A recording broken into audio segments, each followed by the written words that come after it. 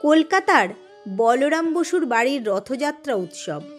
আকারে আয়তনে এই রথ পুরী কিংবা মাহেশের থেকে অনেকটাই ছিমছাম, তবে এরও রয়েছে এক দীর্ঘ ইতিহাস। আজ শুনব সেই গল্প।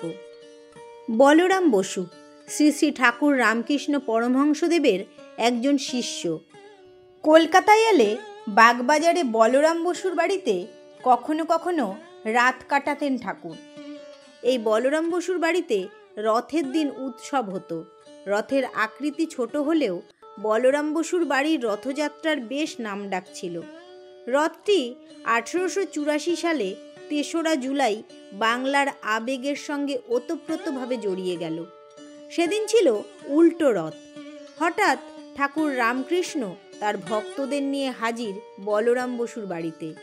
নাচ গানের মাধ্যমে এই ছোট্ট রথের রশি নিজের হাতে তুলে নিয়েছিলেন ঠাকুর।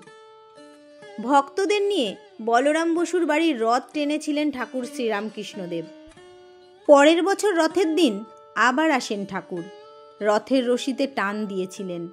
কয়েকটি শতাব্দী চলে গেলেও ঠাকুর শ্রীরামকৃষ্ণদেবের টানা সেই ছোট্ট রথটি আজও রথযাত্রার দিন আলাদা গুরুত্ব পায় অগণিত ভক্তদের হৃদয়ে।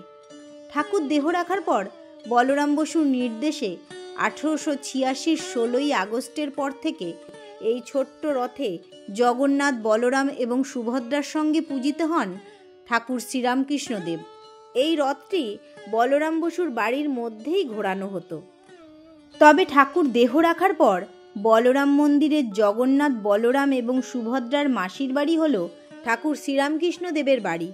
ক্যান্সারে আক্রান্ত হয়ে ঠাকুর 3 মাস বাগবাজারের যে বাড়িতে ছিলেন সেই বাড়িটি বর্তমানে একটি মন্দির। সেই মন্দিরটি বর্তমানে বলরাম মন্দিরের জগন্নাথ দেবের মাসির বাড়ি বলে বিবেচিত হয়।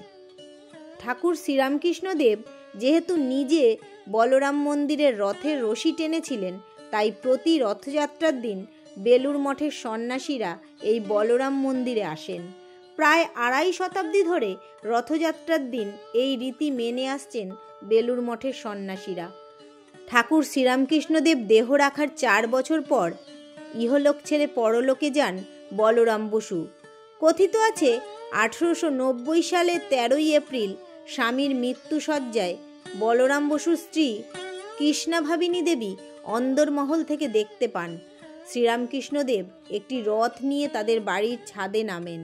তারপর সেই রথে শিষ্য বলরাম বসুকে সঙ্গে করে নিয়ে যান। এরপরই বলরাম ভবনের নাম বদলে নামকরণ করা হয় বলরাম মন্দির। বসুবাড়ির কুলদেবতা ছিলেন জগন্নাথ। শোনা যায় কুলপুরোহিতের মাধ্যমে শ্রীরামকৃষ্ণদেবের কথা জানতে পেরেছিলেন বলরাম বসু। তারপর তাকে নিয়ে আসা হয়েছিল। ঠাকুর শ্রীরামকৃষ্ণদেব কলকাতায় এলে এই বাড়িতে অন্নও নিতেন। পরবর্তী সময়ে সারদা দেবীও থেকেছেন এই বাড়িতে। এই বাড়িতেই প্রথম পথ চলা শুরু হয়েছিল রামকৃষ্ণ মিশনের। তখন 1897 সাল। দিনটা ছিল 1 মে। ওই দিনে বলরাম বসুর এই বাড়িতে বসেই স্বামী বিবেকানন্দ রামকৃষ্ণ মিশনের পরিকল্পনা করেছিলেন বলে জানা যায়। পরবর্তী সময়ে 1922 সালে এখান থেকেই পথ চলা শুরু হয় রামকৃষ্ণ মঠের। আজও সেই ঐতিহ্যের সাক্ষী হিসাবে এই রথ টানা হয়, তবে এখন অনেকটাই ছিমছাম। বসুবাড়ির অন্দরেই রথের আনাগোনা সীমিত রাখা হয়েছে। রথের দিন এই বাড়ির প্রতিটি কোণা সাজিয়ে তোলা হয়। ভক্তেরা আসেন এই বাড়িতে আনাচে কানাচে ছড়িয়ে থাকা ঠাকুর শ্রীরামকৃষ্ণদেবের স্মৃতির পরশ পেতে।